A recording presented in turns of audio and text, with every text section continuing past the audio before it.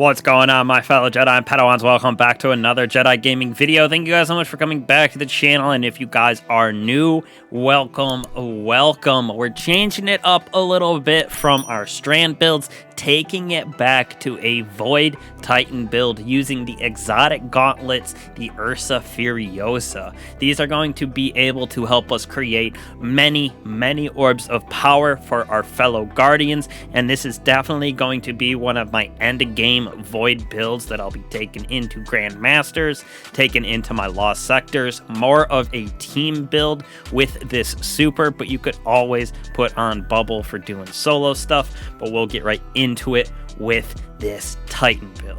So as always, we are going with our abilities, aspects, and fragments. Now these haven't changed too much from our past videos, with taking in this nice Sentinel shield for our super, pairing that with Ursa Furiosas. We're going to be using the Towering Barricade, Knife Strafe Lift, as well as Shield Throw. Personally, I like how this plays inside of that endgame content, so you don't have to get super up close and personal, and if you do get those nice ricochets, it grants overshield for us, which we will be using in our aspects. For me, I'm using Vortex Grenade. Feels like the best PvE AoE damage for our Void Grenades in my opinion. You could throw on something like Suppressor because it is good against those Overload champions, but I personally going with those Vortex Grenades.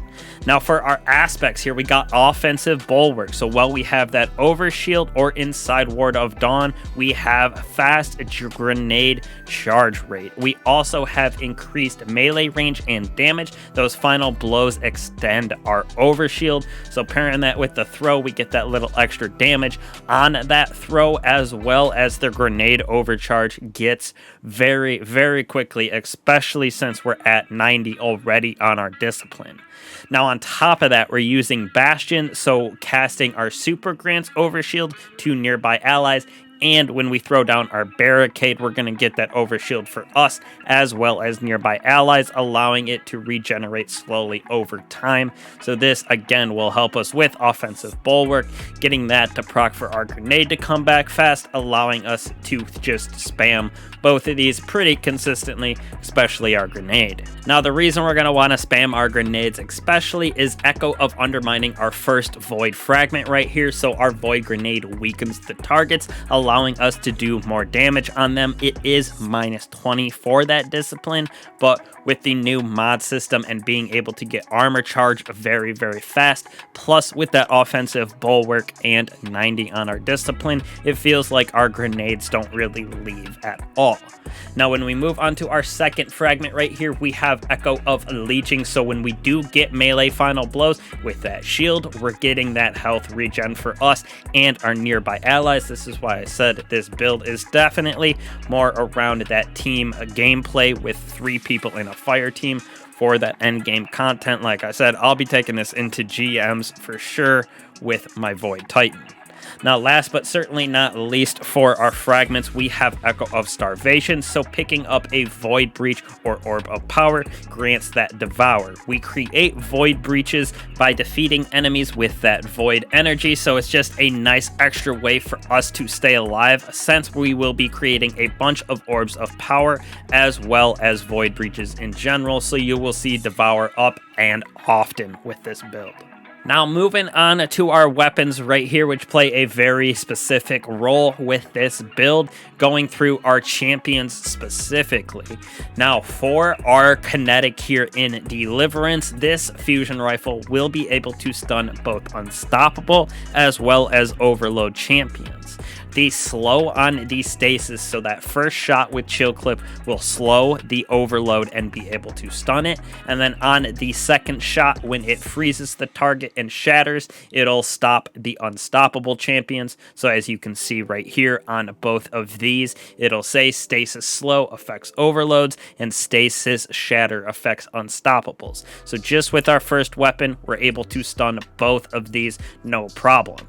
Now, on top of that, we have anti-barrier in our Velis X Pulse. One, because it has Repulsor, Brace, and Golden Tricorn on this, so pairing that with our Void Super and Void debuff is allowing us to get a damage boost as well as create that overshield for us, which in turn gives us back our grenade via offensive Bulwark. So this alone, with the ability in anti-barrier Pulse, plus when we get volatile rounds on this, we will also be able to over-penetrate those shields and deal with our barrier champions. Now, certainly, last but not least right here, we have our Thunderlord, which intrinsically deals with overload champions, plus this thing is absolutely shredding right now inside of the PvE realm. Nezarec is getting one phase by it, and it definitely feels very good in those endgame activities inside of our Lost Sectors, Nightfalls, as well as even going through those Defiant battlegrounds with champions. This thing absolutely melts them, and like I said, we have the ability with all three of our weapons to deal with any champion that we can face with Overload in our Thunderlord. We have Overload and Unstoppable in our Deliverance, and then we have our Barrier via our Velis X. Now, moving on to our armor over here on our helmet, we're going to have that Void Siphon, so our Velis X has the potential to create Orbs of Power on those final blows, as well as Heavy Ammo Finder and Scout, so we have the increase for getting heavy ammo for us and our allies, hence why I want this to be an endgame build for you and your allies more than solo gameplay, but like I said, it will work in solo gameplay as well, just more of a team build.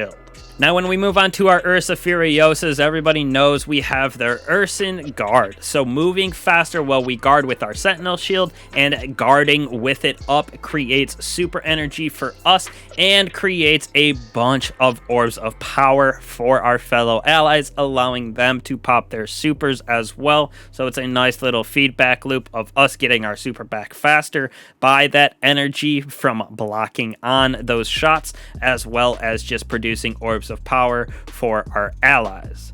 Now, for our mods on this, we're going to be using Firepower, so those grenades that I talked about that weaken enemies and that we're going to be getting back super fast are going to help us to create Orbs of Power as well.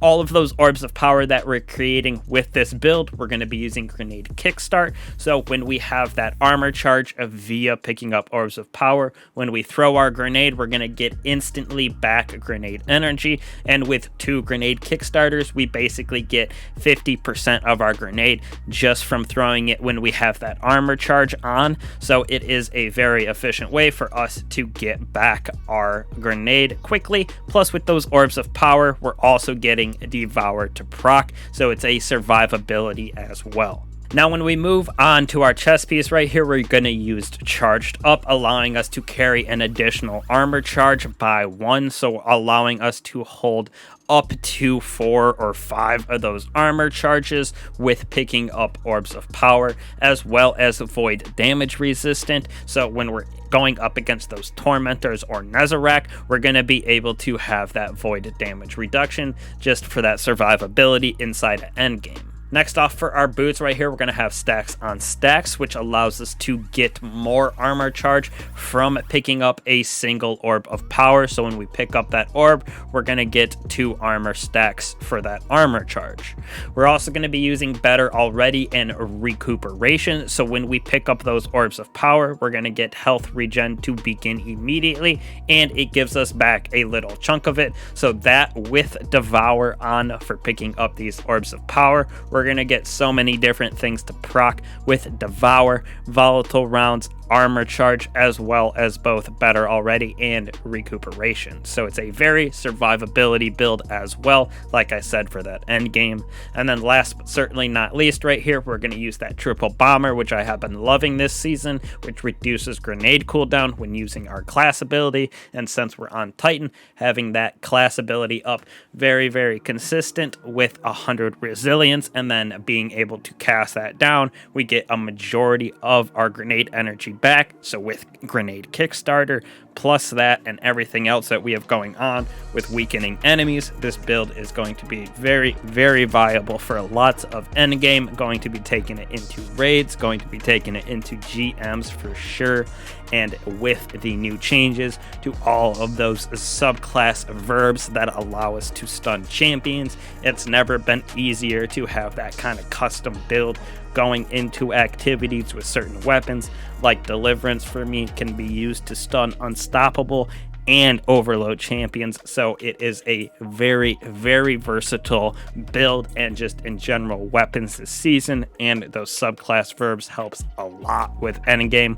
So definitely, my Titans out there, definitely be looking to use this to help out your fellow Guardians inside of that endgame activities, giving plenty of Orbs of Power and just keeping everybody alive with your super, being able to stun all of those champions as well. So hopefully you guys enjoy this. We'll definitely be coming out with a lot more revamped builds and more new Strand builds as well. So thank you guys again. Truly appreciate that support. I'll catch you guys in the next one. Peace.